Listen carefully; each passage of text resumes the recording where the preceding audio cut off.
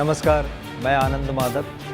आपको जानकारी है कलम सत्याग्रह का अभियान शुरू हुआ है, जो शिक्षा में बिहार में जो बुनियादी स्थिति में परिवर्तन लाने के लिए एक बहुत बड़ा प्रयास है। इसके अंतर्गत कई संस्थाएं इसमें मिलकर आई हैं। यह मंचों का मंच है जो शिक्षा में सुधार के लिए सतत प्रयत्नशील है, निरंतरता के साथ उसमें काम कर रहा है। शिक्षा की जो समस्याएं हैं वो समस्या इस ढंग की समस्या है जिसको हमें देखना पड़ेगा, क्योंकि शिक्षा ही किसी भी राज्य के विकास का बुनियाद है। अगर शिक्षा नहीं है तो लोगों में अराजकता पैदा होगी, और लोगों में अराजकता पैदा होगी फिर वो आगे चल के वो जो है क्राइम में बदल जाएगा, अनरेस्ट होगा समाज में, और विकास तो फिर उससे दूरों कोसों दूर चला जाएगा। इसीलिए यह महत्वपूर्ण है कि कैसे हम अपनी शिक्षा व्यवस्था को सुदृढ़ करें।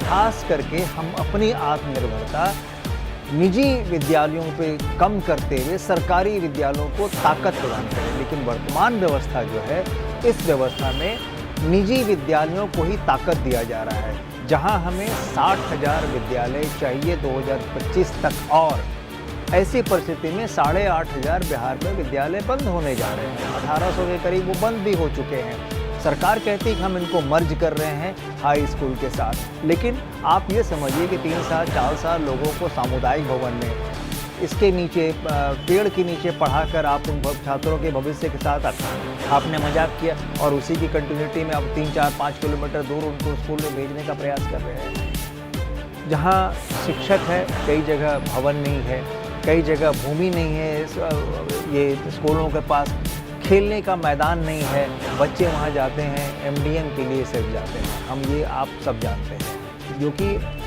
होना ये चाहिए बच्चे शिक्षा के लिए।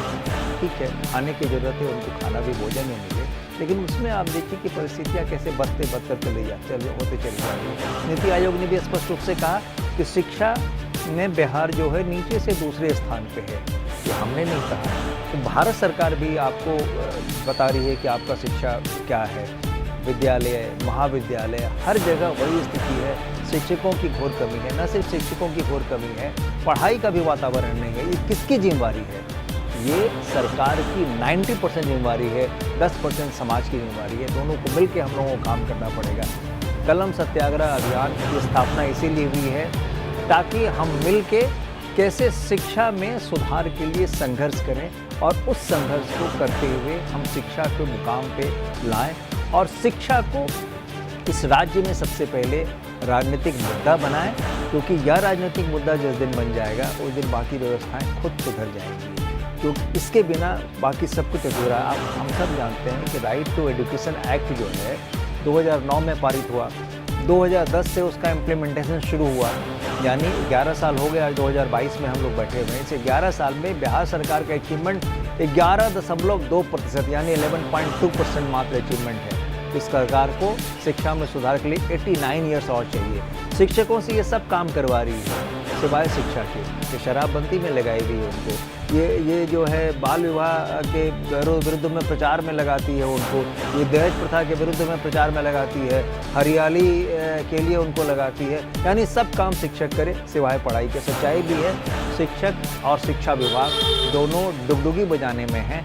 हमको सिर्फ शिक्षकों को दोष नहीं देना होगा, हमको इस व्यवस्था को दोष देना है, और इस व्यवस्था में सुधार के लिए संघर्ष करना है। ये मंचों का मंच है, हमारे और भी साथी बताए होंगे उसके बारे में, और इस मंचों के मंच के माध्यम से शिक्षा के लिए हम सतत संघर्षशील रहेंगे। तब तक संघर्षशील रहेंगे जब तक कि शिक्षा को यहाँ सही स्थान ना मिल जाए, राज्य में या राजनीतिक मुद्दा न बन जाए, और शिक्षा के खास करके सरकारी शिक्षा व्यवस्था में सुधार ना आ जाए। आपका कलम सत्याग्रह एक वैचारिक आंदोलन इसे आप कैसे राजनीतिक आंदोलन में आप तब्दील होने नहीं देंगे, कुछ ऐसा? देखिए, ये जो कलम सत्याग्रह है एक नॉन पॉलिटिकल प्लेटफॉर्म है, गैर राजनीतिक मंच है, और इसमें कई तरह के लोग जुड़े हैं। लोग पॉलिटिकल हो सकते हैं, लेकिन यह मंच नॉन पॉलिटिकल है। उद्देश्य इसका राजनीतिक अवश्य, इसमें कहीं मैं इनकार नहीं करूंगा, क्योंकि हम शिक्षा को राजनीतिक मुद्दा बनाना चाहते हैं, और इसमें हमको जो भी साथ देगा उनका स्वागत है। हम उन सबों का स्वागत करेंगे जो हमको इसमें साथ देंगे। लेकिन ये भी है, हमने आह्वान किया है, हमने अपील किया है, हम युवाओं के पास 4 तारीख को जा रहे हैं। 4 तारीख को हम पटना में युवा संवाद करेंगे। फिर इसको लेकर हम अलग अलग विश्वविद्यालय में जाएंगे, बिहार के जो अलग अलग विश्वविद्यालय हैं। उसके बाद बिहार में जो डिविजनल हेडक्वार्टर्स हैं वहाँ जाएंगे।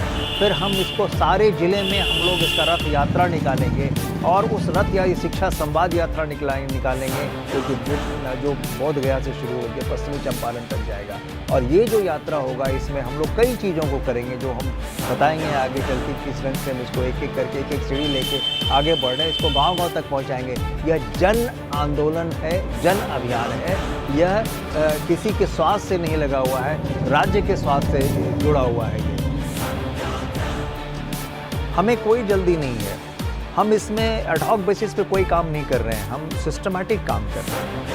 और उसमें हम लोगों ने एक बुद्ध से गांधी का यात्रा भी शिक्षा को लेके हम निकालेंगे जो बोध गया से शुरू होकर पश्चिमी चंपारण तक चलेगा। और इसमें हम ये नहीं कहें कि हम एक अकेला संत हैं जो अलख जगाने के लिए चले हैं।